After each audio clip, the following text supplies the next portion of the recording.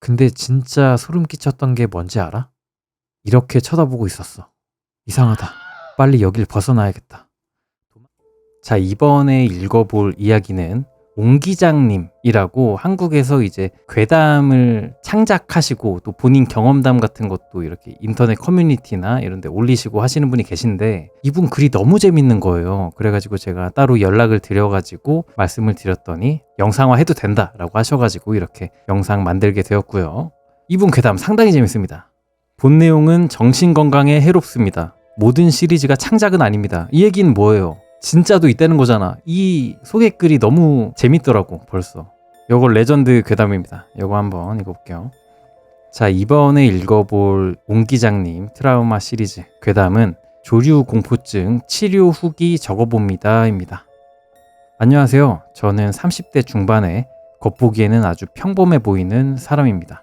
하지만 저는 새를 보면 두려움에 떨다 못해 생을 포기하고 싶을 정도로 고통을 느끼는 조류공포증을 오랜 기간 앓았습니다. 여기 게시판 주제에 맞지 않는 글이지만 혹여나 저처럼 공포증을 지니신 분이 제 글을 읽고 조금이나마 희망을 얻으셨으면 좋겠다는 마음에서 이렇게 글을 남겨봅니다. 다들 비슷하시겠지만 어렸을 적에는 제가 공황장애가 있는 줄 알았습니다. 길을 가다 갑자기 심장이 두근거리고 땀을 흘리고 숨을 몰아 쉬고 기절할 것 같은 느낌을 종종 받곤 했으니까요. 새에 대한 공포는 저에게 지극히 평범한 일상조차도 허락하지 않았습니다. 아침에 학교에 가기 위해 집을 나서는데 전선 위에 까마귀라도 앉아있는 날에는 도망쳐 집 밖으로 한 발자국도 나오질 못했습니다. 공원에서 마주친 비둘기가 날아오르기라도 하면 저는 그 자리에서 주저앉아 비명을 지르고 눈물을 쏟으며 통곡했습니다. 건물 안에서도 어디서 새 소리가 어디서 들린다 싶으면 곧잘 패닉 상태에 빠지곤 했죠. 덕분에 성격은 소극적이었고 친구 사귀기도 어려웠어요. 애초에 학교에 자주 나가지도 않았고 나와도 갑자기 이상한 모습을 보이는데 어느 누가 가까이 왔겠어요. 공포에 질린 모습을 보여주는 것도 수치스러웠네요. 가장 힘들었던 점은 이 고통을 어느 누구에게도 이해받지 못했다는 것입니다. 아무리 제가 느끼는 공포감을 설명하려고 노력해도 사람들은 그냥 새잖아, 뭐가 그렇게 무서워? 라며 저에게 되묻습니다. 악이 없는 말이었을지라도 그러한 말들이 결국 저를 더 외롭게 만들었습니다. 외로움. 그래요, 외로움이네요. 저는 사회적 활동을 하지 않게 되었습니다. 스스로를 고립시켰죠.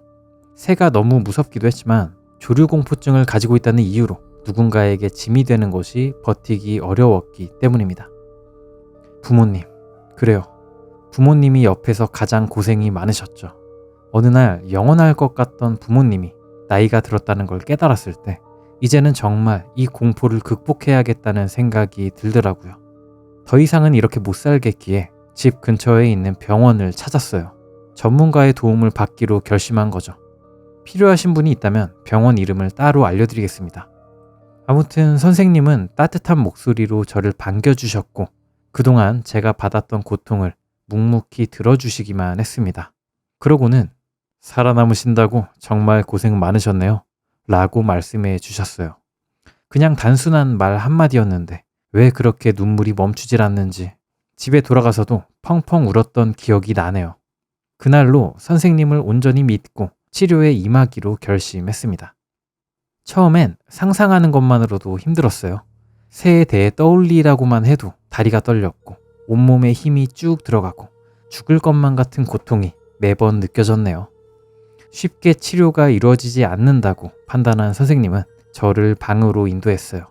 좁고 어둡고 커다란 빔 프로젝터 스크린만 놓인 방이에요. 적막함이 가득한 공간에서 화면에 글자가 나왔어요.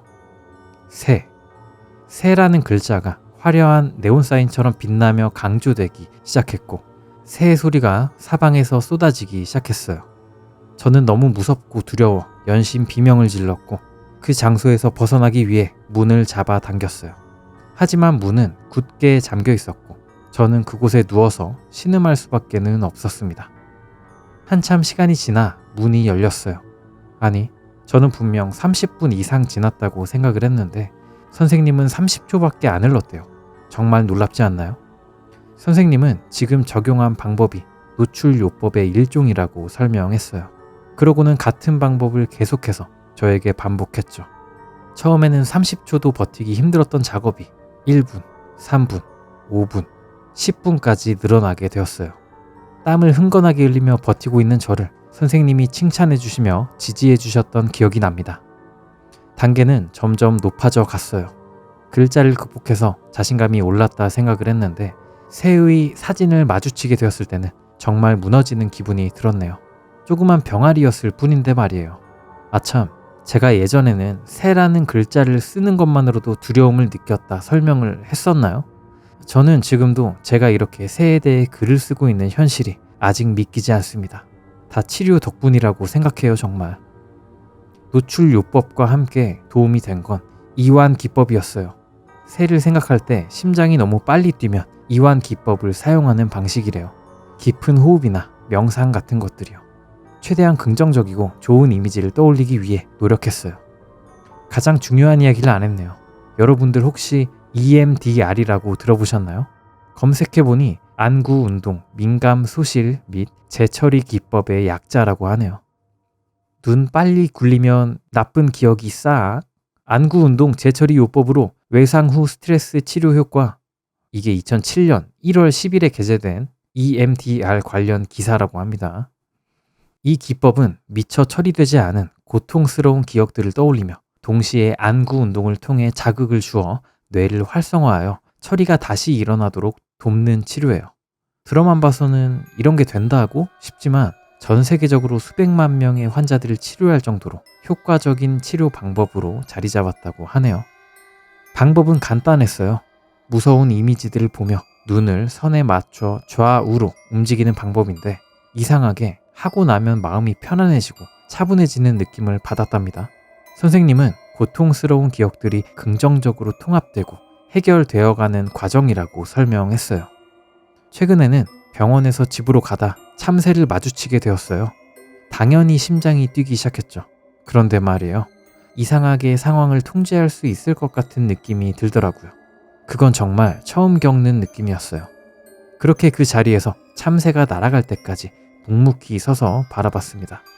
새를 그렇게 오래 응시한 건 처음이었어요. 한편으로는 귀엽게도 느껴지더라고요. 저는 그렇게 새를 보내고 선생님에게 전화를 드렸어요. 펑펑 울면서 말이에요. 말 그대로 실제 상황에서 새를 마주하는 연습이 된 거예요. 처음에는 정말 두려웠지만 전문가와 함께하니까 극복이 된 것 같아요. 연신 선생님께 감사를 드렸죠. 그런 저를 선생님은 칭찬해 주셨어요. 모든 게 잘 되고 극복된 것 같은 느낌을 받았죠. 그런데 선생님이 정말 의외의 말씀을 해주셨어요. 바로 오늘이에요. 이제 새에 대해 거부 반응이 줄어들었으니 직접적인 외상을 들여다보면 어떻겠냐고. 또다시 두려움이 올라왔지만 늘 그랬듯 용기를 내서 알겠다고 대답했어요. 선생님이 안내해 주신 장소로 이동했습니다. 새로운 전문가분이 앉아 계셨죠. 들어보니 정신분석 전문 상담사라고 하더라고요. 상담사는 저에게 편안하게 생긴 의자에 앉으라고 했어요. 앉은 것도 아니고 누운 것도 아닌 이상하게 생긴 의자였죠. 상담사의 말을 듣는데 이상하게 졸음이 쏟아지더라고요. EMDR에 집중하고 난 뒤처럼 몽롱하고 꿈을 꾸는 느낌이었어요. 상담사는 제가 과거로 갔으면 좋겠다고 했습니다. 새에 대해 처음 두려움을 느꼈던 과거로요. 어두운 산길이었어요. 가족들과 함께 차를 타고 이동하고 있었고요. 너무 어두워서 쌍라이트를 켰어요. 갑자기 눈앞의 어둠 속에서 뭔가 커다란 것이 날아왔어요. 아버지는 급하게 브레이크를 밟았지만 이미 늦었습니다. 콱! 둔탁한 소리가 났고 거대한 충격이 유리창을 강타했어요. 급한 대로 차를 길가에 세웠죠. 심장이 빠르게 뛰었고 손은 떨렸어요. 눈앞의 유리창에 무언가가 박혀 있었거든요. 어둠 속에서도 형체가 분명했어요.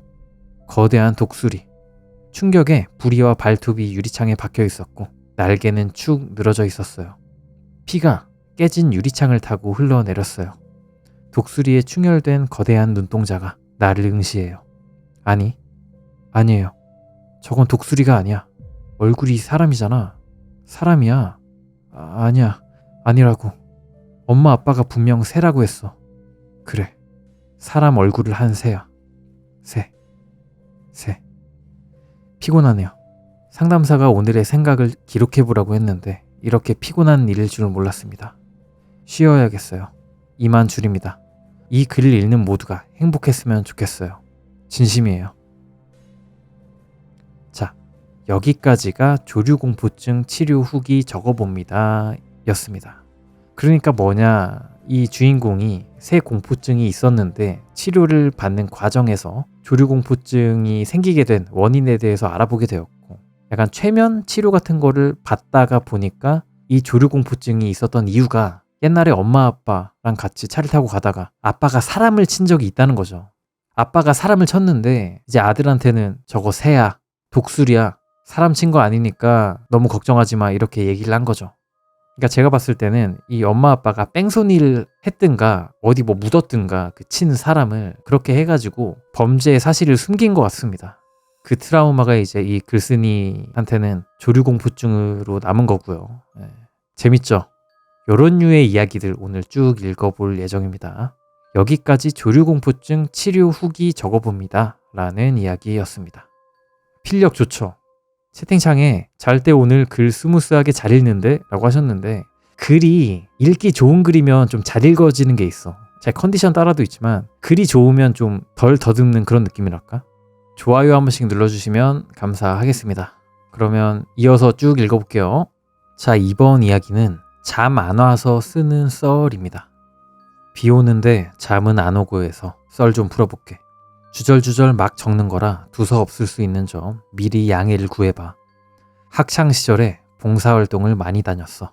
왜 그랬는지는 잘 모르겠어. 큰 뜻이 있었던 건 절대 아니었고 그냥 좋은 일을 한다는 느낌? 그냥 그런 느낌이 좋았던 것 같아. 봉사 동아리 친구들하고 크리스마스에 보육원에 가서 몰래 산타 같은 이벤트도 해보고 나름 소소한 추억이 있지. 본론으로 들어가 동아리 친구들하고 같이 노인회관에 가서 봉사를 한 적이 있어. 조그만 마을에 있는 노인회관이었는데 주인 없는 집을 개조한 장소였고 그곳에서 어르신들이 이방 저방 옮겨다니며 시간을 보내고 있었어. 집 청소도 해드리고 말동무도 해드리고 그랬던 기억이 나. 당시 노인회관에 안 쓰는 별관이 있었는데 어르신들이 거기는 들어가지 말라고 했어. 근데 호기심이 진짜 무섭다. 나중에 마당에 나왔다가 별관 쪽 봤는데 문이 살짝 열려 있더라고. 다가가니 거기에 할머니가 한 분 계셨어. 좀 마른 체형에 기운이 없어 보이는 느낌? 당시에 나는 그 할머니가 혼자 계시는 게 좀 안 돼 보였나 봐. 할머니, 여기 왜 혼자 계세요? 라고 물으니 사람들이 자기를 별로 안 좋아한대. 남편 없는 사람이라고, 미망인이라고 무시한다고, 자기는 그래서 여기 있는다고 하더라고.